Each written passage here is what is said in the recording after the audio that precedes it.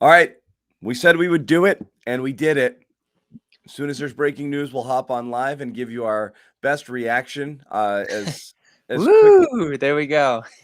as quickly as we can. And the reality is this: what had been rumored, all along here with the Celtics' interest in Danilo Gallinari.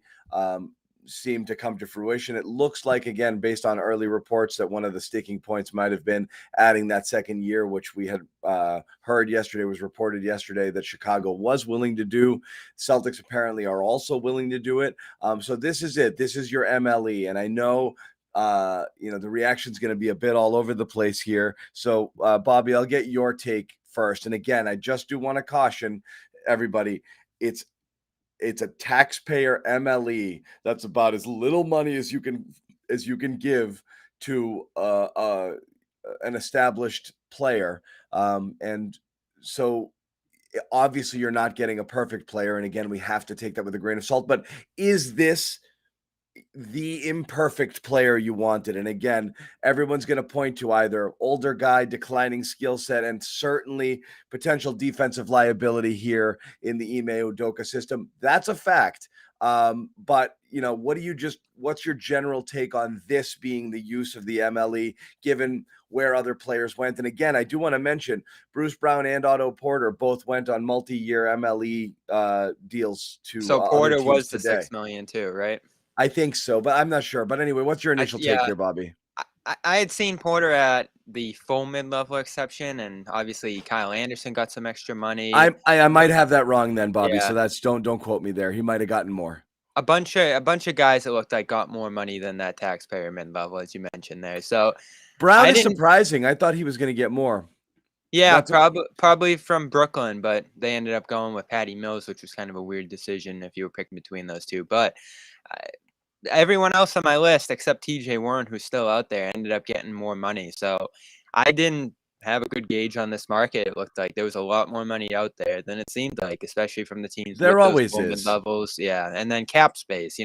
These teams with cap space that weren't pursuing stars just had to fill it with something. So you saw Hartenstein go to Orlando for like $8 million a year, and I think McGee got like some decent change from Dallas in the end, and there were a bunch of guys who definitely got more money than I expected here. So in the end, I look at this move and say it's solid.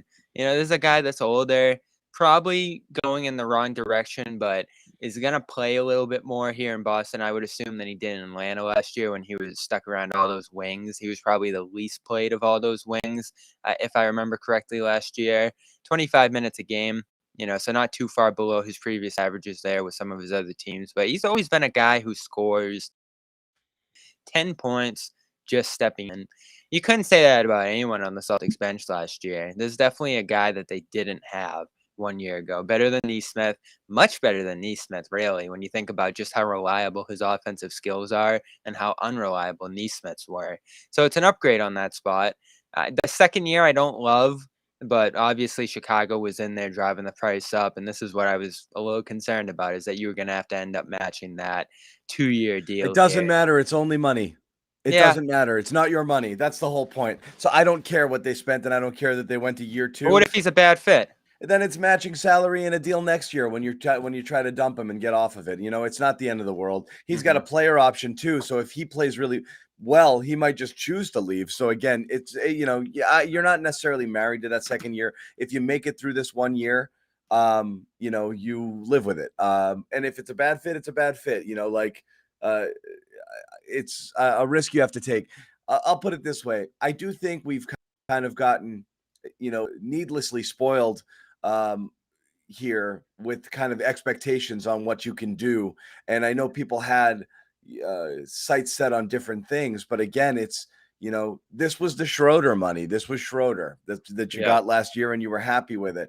I mean, at this point,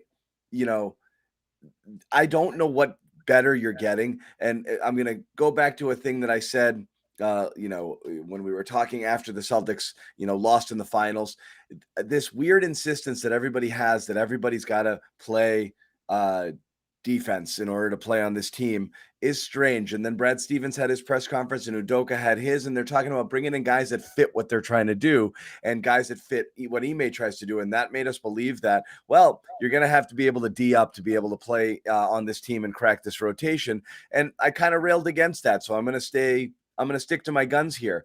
Sometimes you need guys who just do one thing. Gallinari comes in and he's a floor spacer, a stretch big, one that you've never truly had, who is going to line up and shoots all day. That's just what he does. He's a career 38, 39% shooter from three. This team desperately needs shooting, desperately needs floor spacing in that second unit. You just got it.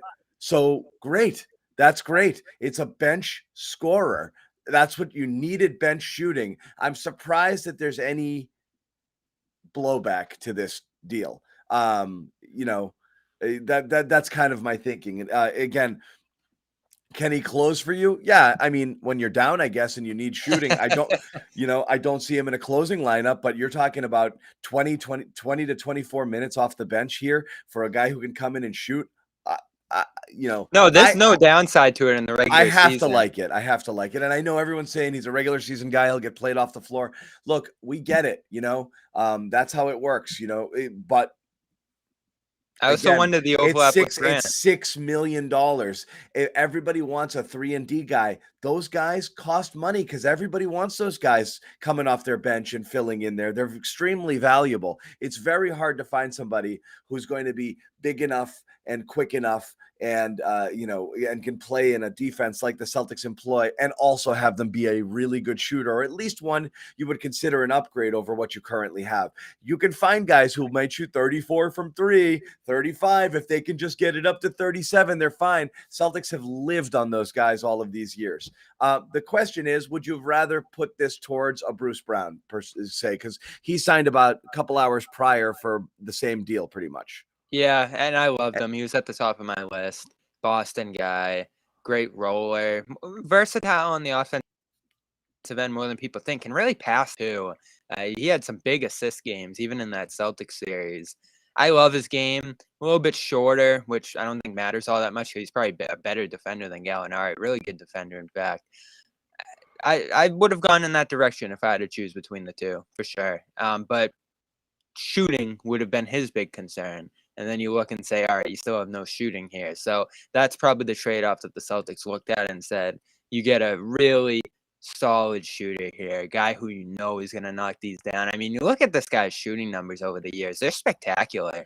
I mean, there aren't many guys who have put up three-point percentage shooting consistently throughout their careers like this guy has throughout the years. And he can get to his mid-range spot, get to the basket a little bit. He's just an overall rock solid scorer. But is it going in decline? I mean, if you take a step down from these numbers we're looking at here next year, it's not great, but it's still helpful for what you got and what your resources are. So it's hard to hate it. I don't know how you could look at it and hate it. Yeah. It's fine. It's a good signing.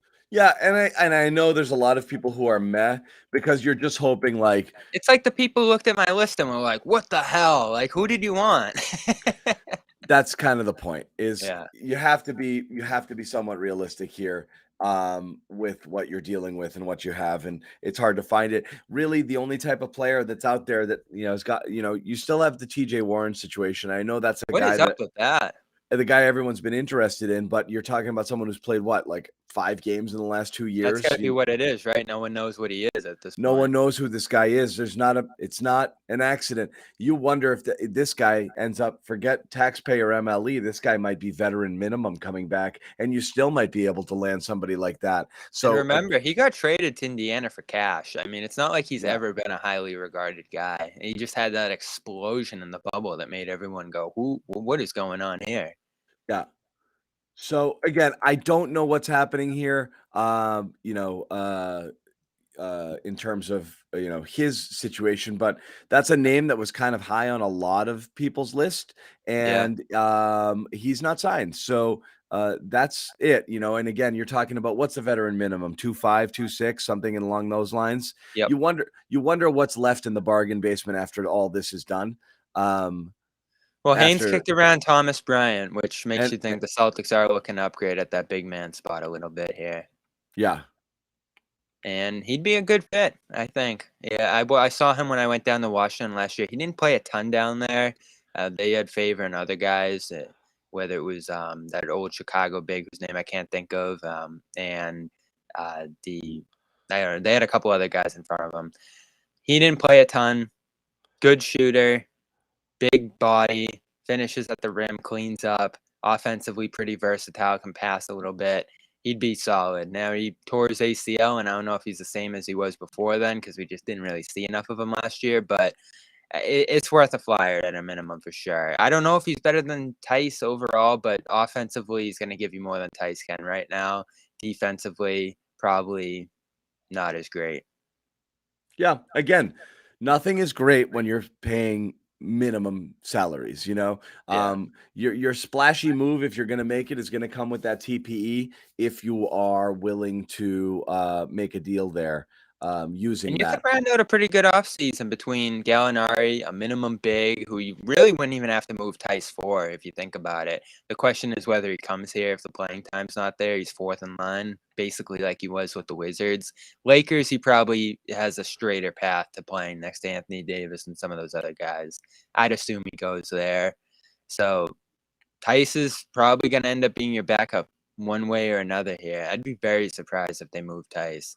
I just don't think it's worth it. Like, was Tice bad enough, John? I know you're like at the peak of disdain for Tice. Was he bad enough where you need to get rid of him? I do. First of all, I liked Tice coming back, thinking we were getting something close to the version that we saw last he was here in a role that I thought would have suited him. 15 to 18 minutes as a backup big who's athletic enough to be able to defend, can knock down an occasional three. He sucked at all that stuff. He was awful. He was awful at it. He couldn't do anything that he used to be able to do. One thing I liked about him is how springy he was and how active and how athletic. The fouling is always going to drive you friggin' insane. And again, that's just a lack of discipline, and it just bothers me that it's still something that plagues him after this time. But you can't have that and also do nothing else well. He did nothing. He has no plus skills at this moment. I don't know if he's hampered by something lingering, if he had maybe just a conditioning issue. I'm not He fully didn't play sure. in Houston prior He to coming here. just looked like he hadn't played basketball in 2 years. He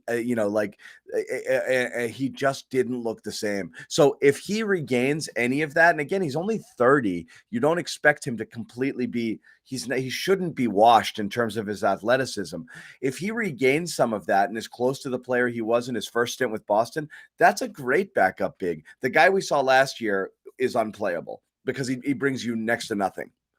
Yeah, and it's worth waiting. Next summer, he's expiring deal effectively because that last third year is a team option. So I think you give him one more shot here with a full camp, and you know who he is. I know, like we roll our eyes at that and say like, oh, they want to bring back all the old Celtics, but you know how he fits with Tatum. You know he's a good screener at his best, like you said, rebounding, defense. I never loved the shooting, but he could knock one down, especially Look, from mid range. He's it's better, but it's all the not a stuff's there shooting if he's weapon. himself. It's not a shooting weapon. It's when the shot clock is whittling down and he's out there and it swings to him wide open. That's the best shot you're getting in that circumstance. At least he's not Rob, Yeah. like he's willing to take it and was making it at a respectable enough clip where it wasn't, he's not 27, 28%. He's a guy who could knock it down, but not a guy you actually want to use as a floor spacer. Obviously, Gallinari is that guy. So again, it may just be, maybe there's a shift in philosophy here where it's really more single big and you're using either, Tatum to start at the 4, depending on what other kind of lineup you have there, or Grant. So there's always a shooting 4, Yep. type of thing out there. And that alone will create more space. Lineups that have Grant and or Gallinari should be able to space the floor a little bit better than what you have now. Now the question is, what would you do with the TPE now? If you filled a shooting need, do you think now, what is your need? What's your, what do you try to get? And again, I'm going to go back to the Kevin Huerter. If you get that and that's your offseason Huerter, Gallinari, great. Lock it up. I'm thrilled with that. That's a really good bench. Willing to listen to other options there. But what's a team need now that you have addressed shooting? You can never have enough of it, but what's another need? You want more shooting? You want someone who can do what here? And again, you have the ability to take on all manner of players with the $17 million. So you could go big and get a really good player with a couple of draft picks to a team looking to sell, or you're looking for a not so great contract, but somebody you're willing to pay for because it makes you a little bit better. Well, I think they're going to be patient and wait to see this Durant thing play out. A couple of the solid options actually have already fallen off the board when you think about Will Barton, Monty Morris. Yeah. Those are guys who could have helped. Contavious Caldwell Pope goes back in that deal. So you effectively had 3 TPE guys moving to the other side there before free agency started. And I don't love a lot of the names that remain. Carter, definitely the top among them. Love him. If they landed him tomorrow, it's a grand slam of an offseason. But I think you wait and see what happens with the Durant situation, because there'll certainly be money that needs to move there if he's not coming to the Celtics, if they do something like the Suns situation. Because you look at some of these moves and the way that the Heat would have to maneuver money and the Suns would have to, if they're doing a sign and trade with Ayton, there's a lot of pieces that could break free from either side, and you could essentially just eat up as facilitators here. I know everyone's talking about that. I still look at KD and say, go get him first and foremost. But if he doesn't want to come here and it just doesn't work out, you could improve your team by taking on a Cam Johnson or a Seth Curry or whatever you got to do. Joe Harris, wouldn't you stack up money and go get Joe Harris if it I has would. to be Grant or whoever That's else? another. It's another. That's a player instantly. He's not a 17. He's not a TPE guy, but I know. you could match his money Is he with at Tyson, 20? whoever. I think he's just above the TPE at like 17 something. So that doesn't help Yeah, you much there. 18.75, I think. Yeah. So yeah, he's are you kidding? I'd run out, I think again, you just can't have enough shooting, and I am fine with players who are not elite defenders that you go out there and you get who can fill a need. I mean, we've been talking about the shooting situation for years now, and it just hasn't been addressed. Yeah. And the They've certainly problem is tried. your better players are shooting worse than they have been before because the burden is entirely on them now. So you're not even getting elite shooting from your best shooters in Tatum and Brown, both of whom took a dip in terms of their overall efficiency numbers last year.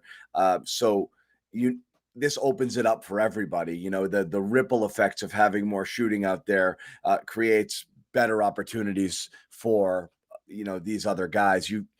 Yeah, great. Definitely. You Tatum in particular. can't sag.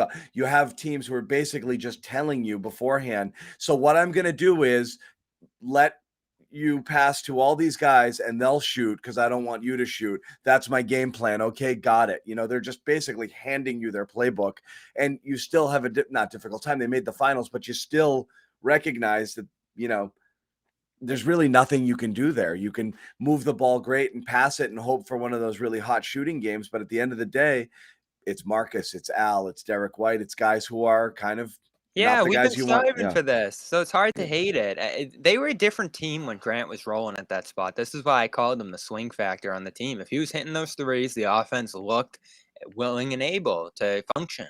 Yeah. When it wasn't, Tatum was getting trapped up, and I thought that was the biggest reason for some of his struggles, especially late in the playoffs there, is him not having that outlet while Grant was struggling. You have a guy on the weak side that can knock those down again and again, and Tatum's going to be incredibly effective as a playmaker. He's going to find those guys on the opposite side once he hits a crowd. I know he gets a lot of crap for his passing and his playmaking, but he's going to make those plays. It was just, do you have guys on the other side who could hit it? That was a huge problem in 2021. That's why I love the Evan Fournier edition back then, and it worked shooting-wise.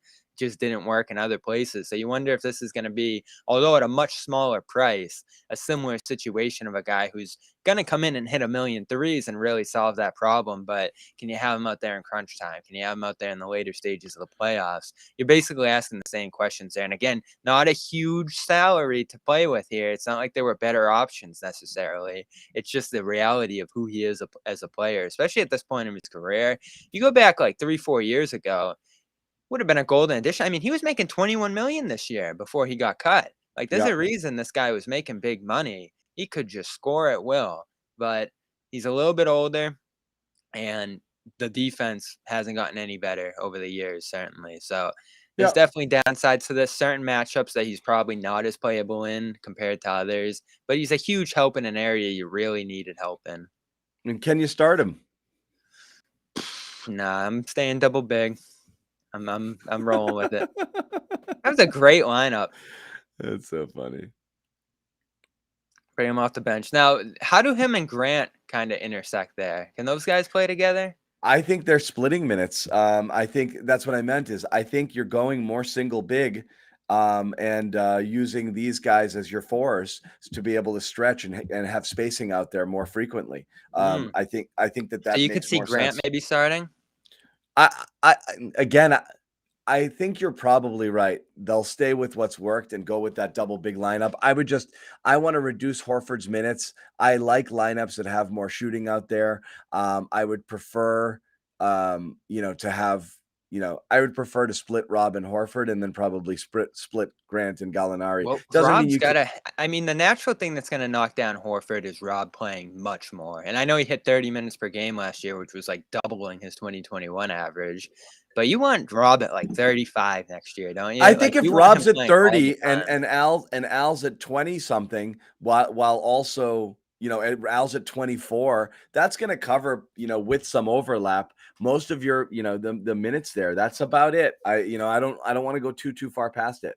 Yeah, and that's probably why you're not getting a Bryant. And Tice is just going to have to do in that third spot. He'll have to do because you're already paying him. Look, if you get somebody on a veteran minimum deal like a Bryant and he squeezes Tice even further out, so be it. That's fine. You can live with that. It's just a few extra fouls of somebody who can, depending on what teams you're playing, match up bigs, that you can bring in there, and it's not bad to have quality depth in there and somebody else to go to. When one big got hurt and you were forced to play Tice more minutes, that showed you, kind of where you were there in terms of the overall depth. So yeah, having more bodies to throw at, I think, helps you there. And again, the best thing about the Celtics in terms of finding these types of players, you're not replacing anybody that matters. They were carrying so much crap after that Derek White trade just to fill out a roster that they can bring almost anything on to the back of that bench, and it's an improvement because you had 4 or 5 guys just who were dressing up every night who were absolutely unplayable. You would never consider playing. So Yep. anybody you bring in that can even give you 5, 6, 8 minutes is an upgrade. Yep, and I believe contractually right now they're at 15 off the top because I think Stauskas is signed for this year. They did waive Hauser and they're going to redo his deal, I believe. And then Cornette's out there, so Big things he's in for the Cornette Hauser. spot. Yeah, so you're at 15 right now. There's definitely 4 guys at the bottom of the roster, and Stauskas, Fitz, Morgan, and Hauser, who you can play around with there if you need more spots. It's all non-guaranteed money, very short money. So there's plenty of room to continue to add to this roster. But right now, you're basically looking at a team that's, say, 10 deep now. You were 9 deep a year ago. Now you're legitimately 10 deep adding Gallinari, whether you want to think Pritchard and Nesmith can get involved at all there. Does this Power spell outage, doom? Bobby, you're on your own for 30 seconds. I got a power outage. I wonder if this spells doom for Nesmith, though. That's one of the questions you got to ask. He's heading to Summer League, according to reports at this point, and you hope he can find his shot there, dominate, get out of there pretty quickly, and move on with his off season. I don't think there's a lot to be gained from him going to Summer League, but you do wonder at this point, finding that shooter, the guy that's going to play the wing minutes in front of him, this definitely knocks down Nesmith a spot in the rotation. So wouldn't be stunning if this is kind of the beginning of the end of him here in Boston after it didn't work out through his first 2 seasons here. You definitely have to wonder that when you go with this signing here and address an area where Nesmith probably would have filled next season if he didn't do anything at this spot. So we'll see. He will be on the roster next year, I'd imagine. I don't think there's any upside to letting him go. I've said this all along. Grant looked dead in season 2. Nesmith, same deal here. Do they both have big summers and come back in year 3 looking like they are better players? And yeah, certainly I see in the chat here, you have multiple wing spots. Nesmith could fit in there somewhere if he's playing well, but if he's the same player as last year or close to it, there's no certainty that he's going to jump back into the rotation there. So Nesmith, definitely an effect of this deal here, him getting less minutes, him possibly being knocked out of Boston entirely here if things go a certain way. How you feel about Nesmith after Gallinari, John? Again, it doesn't matter. It doesn't matter. Meaning, if Nesmith shows up, he's a different player. And they think he can. They still need a wing depth. You think the Celtics wouldn't be thrilled if Aaron Nesmith showed up, looked like a totally different guy. His confidence was through the roof. They gave him some minutes early. They give him the Rob treatment. He plays 12, 13, 14, and they're like, oh, we might give him a little more here. And he plays his way up into 18, 19, 20 minutes per game of solid bench minutes where he's able to knock down shots, play defense, and not look like he's the most scared, confused guy who's ever played basketball in his life. Yeah, that's it. That's that would be phenomenal. If the solution's in your back pocket, Aaron Nesmith is absolutely. You want to trade for what you basically right now. You want to use the TPE to acquire what you were hoping Aaron Nesmith would have when you drafted him, which was solid wing, could play decent D, and was a knockdown shooter. Since he can't, now it's a need. If Nesmith shows up and he can play, what a gift that would be. Nothing about this offseason, nothing about Gallinari would affect the Nesmith minutes. He'd still you have be you have multiple wing spots. I mean, he could overtake multiple Richard. wing spots. Yeah. So it's there if you want it. We're just, you and I both have really, after I pushed really hard for his minutes, and you give just to see if he had it. Not that I thought he'd earned it, and you've always been a little bit skeptical, but you don't give up on people early. Both you and I are kind of like, I don't see it, so I don't know. No upside. There's no upside to just letting him go because you don't think he's great. If you need the roster spot, which again, there's other roster spots here, so you probably won't. Then you probably look at moving him there, or if you get something value of him, which I'm sure they've explored and haven't found. So he'll be back next year. Thrilled he's going to Summer League. I'm just going to be glad to see him because we didn't see him at all. He had that 5-minute stretch against Miami there. He looked awesome defensively in those minutes, but again, couldn't find the rim, never mind the basket. I want to see him go out next week. Celtics Summer League starts just a week from now.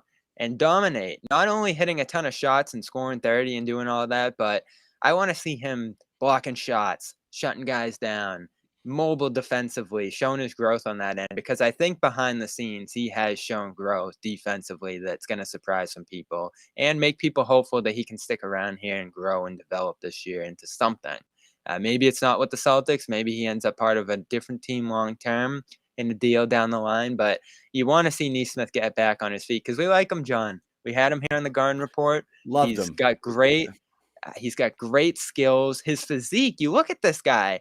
He's not a guy who I think is overwhelmed by the physicality of the league or even the speed of the league, even though we've seen that at times. Like, I think he's got the physique and skills and athleticism to survive in this league. I mean, you see some of the way he swats shots off the backboard. I mean, that's just not your average shooter from low D1 who's coming in and just firing up shots. He's a guy that athletically can survive in this league. It's just the mental aspect. And I actually was, as concerning as it sounded, I was glad to hear him talk about that in his exit interview because that's something you can probably get right. Not necessarily, but it's a broken shot. It's not anything physical. It's not the fact that he can't keep up here. It's just him confidence-wise finding himself in this league and where he fits and getting his shot down from a mental standpoint. So we'll see. He has about 1 year left, and I'm glad he's doing Summer League as the first step toward that. Yeah, we'll see what happens there. But I don't think anything anything they do here is necessarily freezes him out. I think even if you do go out and trade for somebody, and did use the TPE on a shooter, I don't think that would cut into Nesmith minutes if he showed up and looked like the right guy, looked like a guy who could actually play. It's really. He holds the keys here. There's no way they're not going to punish him. So if he shows up and can play and he looks more confident, great. Why not? So that's where we are on this. We wanted to be kind of brief with it because this is it is what it is. It's the MLE, but it's something, and we did want to react to it and get your good takes news here. Yeah.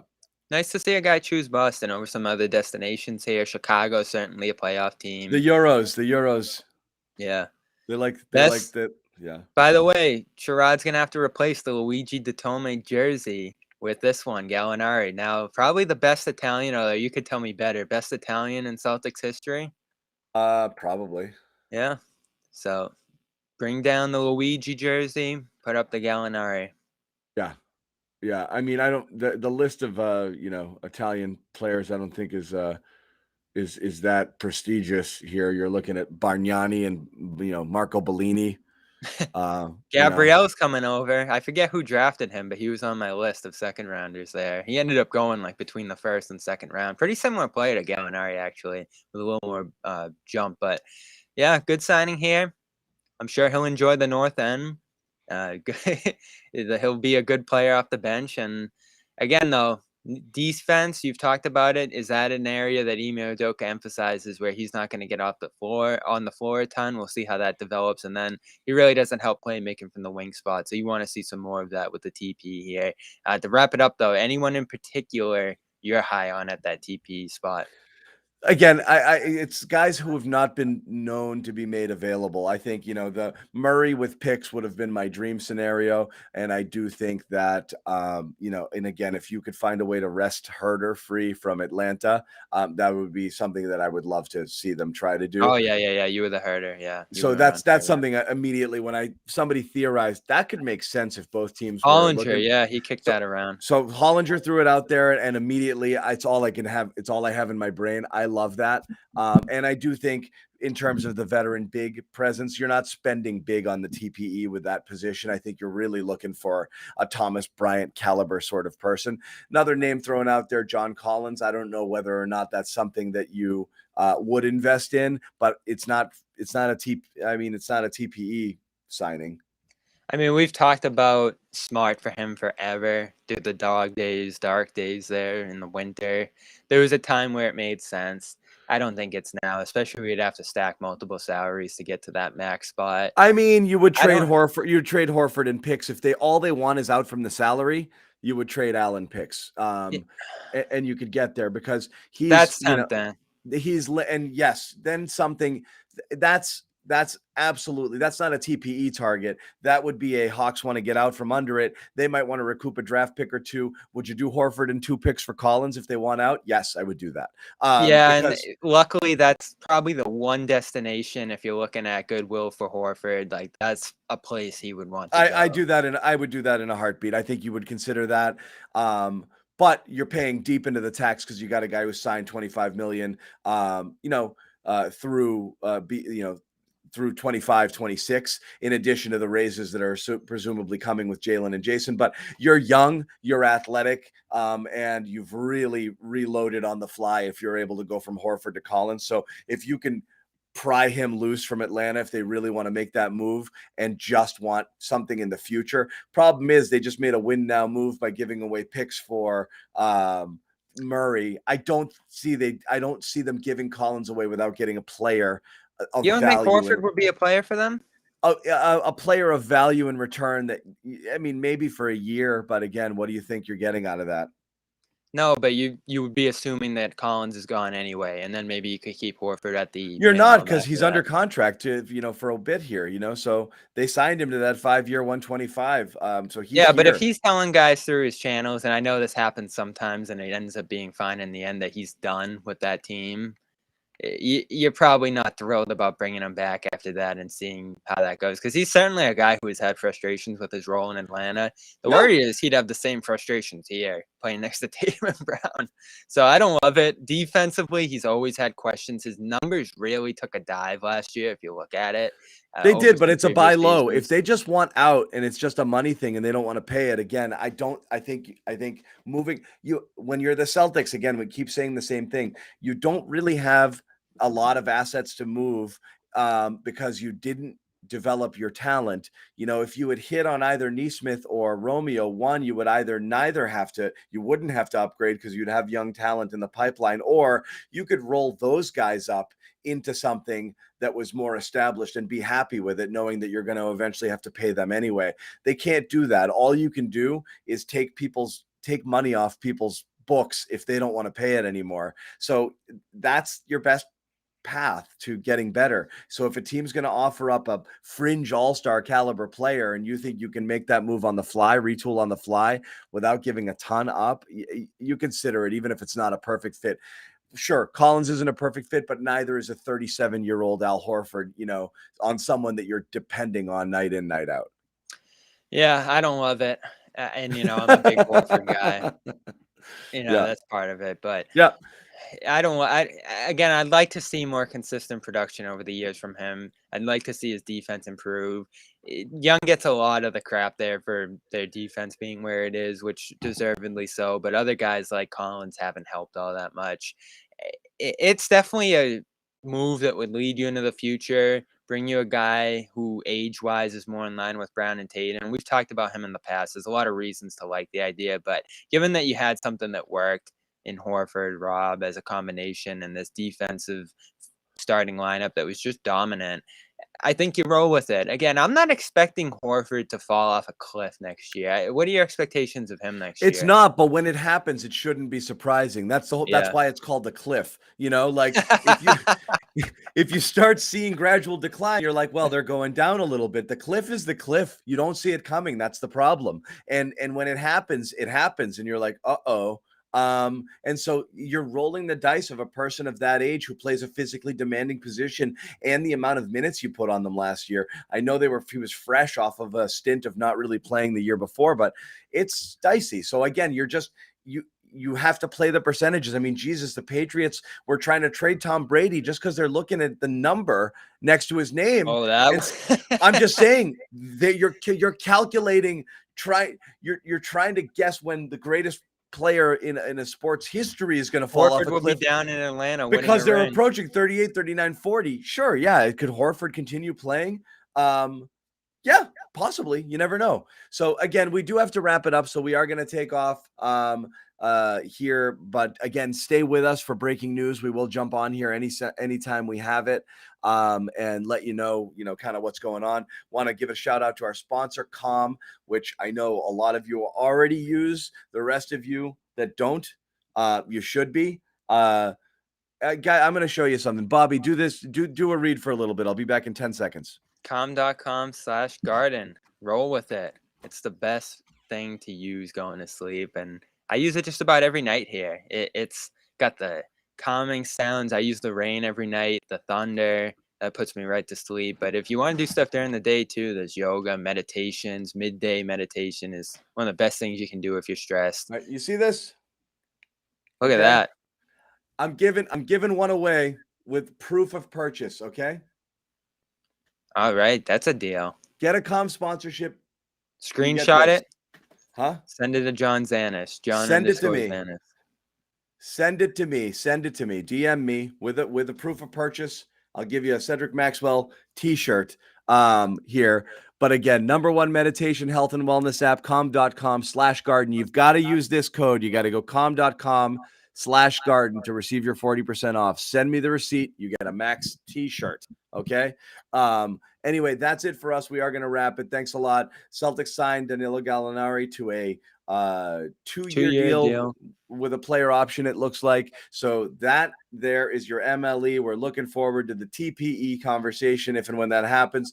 Other than that, Celtics are looking at veteran minimum deals in terms of other players they could pick up now. So you guys can stop looking at who's signing elsewhere and this and that, because the shopping is over for the most part. TPE is the next opportunity for the Celtics to improve here, or of course, some blockbuster deal. And the Durant story is still out there, and we spent a lot of time. Check out Bobby Manning, CLNSmedia.com. If you didn't watch the show yesterday, giving his reasons for why the trade should happen. I may or may not put my counter up there on the site at some point or another. So you're still a no to it. No change overnight. I remain a no for the same reasons as before. We can't get into it now, but again, thanks guys for watching.